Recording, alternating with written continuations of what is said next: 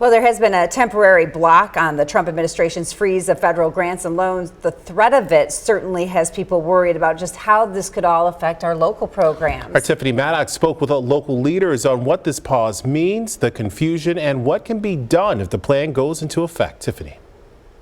That's right. I spoke with Flint Mayor Sheldon Neely and Bishop Chris Martin of Cathedral of Faith Church, and they both tell me they're making plans to do all they can to make sure the possible pause doesn't directly impact residents.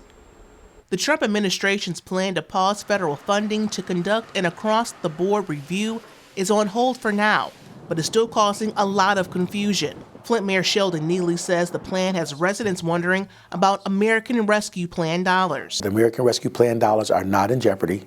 That's not in jeopardy at all. We're taking action right now to look at all the grants that could possibly be impacted. The city has multiple revenue streams, which include federal funding. The federal government supplies one, but mostly in this area is going to be our CDBG dollars, our Community Block Grant dollars, and also our HUD dollars.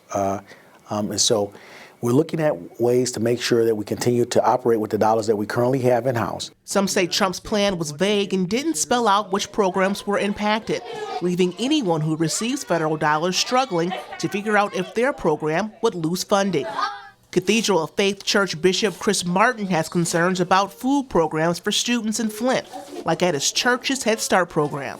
What's not clear in the federal pause is whether or not Meals on Wheels for seniors or subsidiary food programs for children at risk youth will be affected. We just don't know yet, and that's the uncertainty and the fear that's there, is that will our children be able to eat here going forward? The good news, community leaders are ready to fill in any gaps if necessary.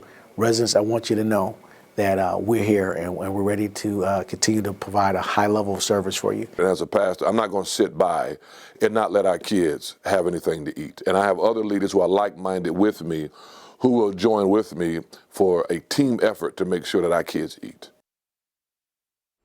And U.S. District Judge Lauren Alicon is behind the block of the pause. While the reason for a pause is to review spending, the judge stated today that the government doesn't know the full scope of the programs that are going to be subject to the pause. For ABC 12, I'm Tiffany Maddox.